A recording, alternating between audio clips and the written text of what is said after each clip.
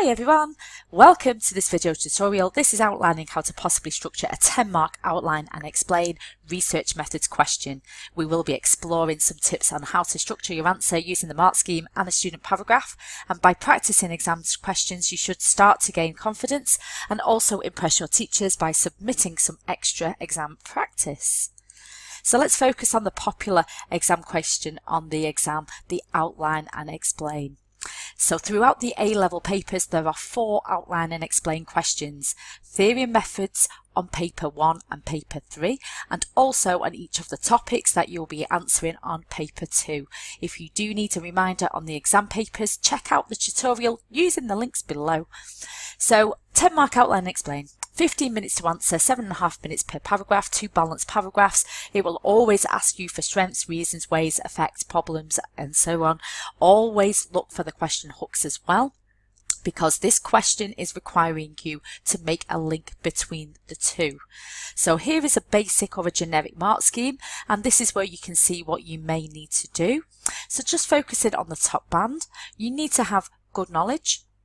And this will be shown through keywords concepts which are relevant, and any specialist terms may be explained to show good understanding.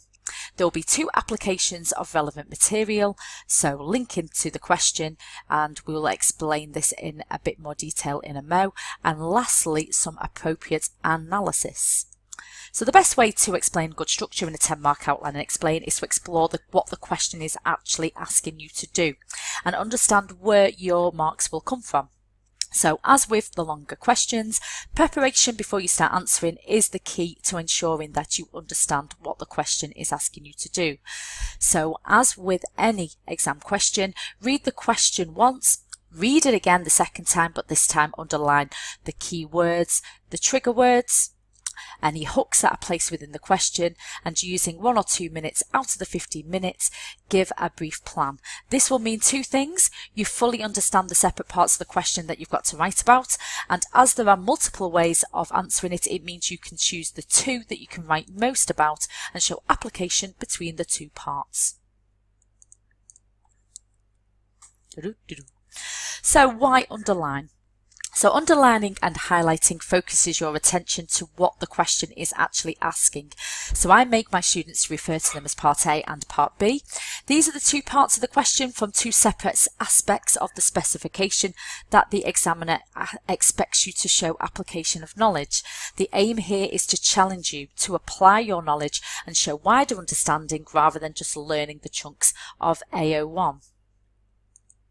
So how do we go about structuring an answer for this? So once again, I draw upon a student example. So we identify the 2 parts of the question, show the application and any AO3 analysis. So for this question, outline and explain 2 strengths of using structured interviews in sociological research. As you can see, the student has written a chunky paragraph. This should take about 7 or 8 minutes to write. So let's isolate the different parts. The first part of the paragraph is about the research method strength. This links to the first part of the question, so we've indicated that in red, and we'll call it Part A. This is the student's knowledge about a strength. So what is important to note here is that reliability could apply to other research methods such as questionnaires or experiments with a preset research design. So this alone shows no application, so on its own will fail to get into the middle band.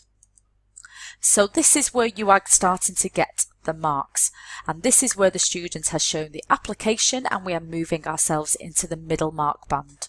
The student is now showing application to Part B, the structured interviews part. But then what the student starts to do is make the link between the 2. This student has shown a strength of a study in sociological research, and we've got Willmott and Young study, family and kinship in East London, where they used interviews which were formal and standardised, and then this cleverly links back to the point that was already made, which is making them reliable, able to replicate, and we have made that blue. So already this student has shown good knowledge about the strength of structured interviews and has linked to a sociologist that might use them, using sentences that link them together.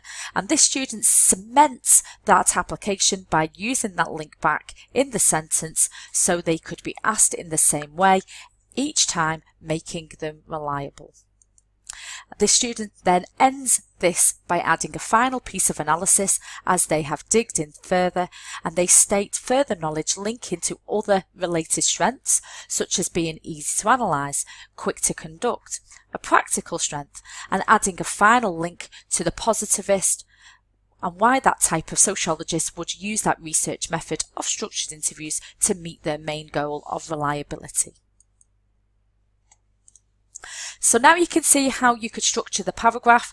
Have a go at the second using some of the ideas that I will share with you. So you start your second paragraph with a second strength of structured interview is, explain what it is, apply examples if you can, using the relevant keywords, and these are the strengths that my students came up with during a study skills session. So you could choose one of those, and then you can start to apply to sociologists might have used it. So some specific examples are Willmott and Young study that we've already used, or you could use Willmott on his own, friendship, network and social support. And what you could do here is that you could apply the study to back up the strength given. So for example, a second strength could be it's easy to analyse. This is because in this study by Willmott into friendship networks and social support, they had 72 questions, all but the last 8 were closed. This allowed for easy analysis because they were coded and they could be inputted into a computer. This will also save time, which is another practical issue, which will give you some analysis points. You could also develop another strength using this study about structured interviews, as it is easy to train interviewers, which would then capture a larger sample if you were comparing it to unstructured interviews. In this study, they used a team of 5 women plus himself, Peter Willmott, of which the interviewees were given were given detailed instructions to code the responses. It also meant they could conduct 31 pilot interviews to give the interviewers practice and also to check the questions.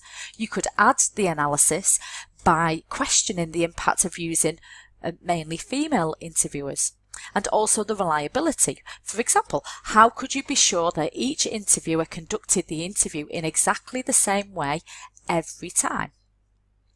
There is further reading on this, which I have included in the Word document below. So to ensure that you don't miss any part of the question out, use a template to answer these questions often will help. For a number of reasons. Firstly, they show knowledge of both parts of the question, giving examples of studies or applying knowledge, adding the detail to avoid the answer being brief. And it secondly shows a linking sentence which both parts are tied with a short explanation. Lastly, a further comment to give analysis is given. If you can prefer it, you can use this template. You could copy it out and practice this question, and this will allow you to organise your thoughts, prompt you to show the link between the two and offer the analysis. Or if you want to try out another question, use the video links below. We've got one about documents and one about sample techniques, and you could use the links to check your answers.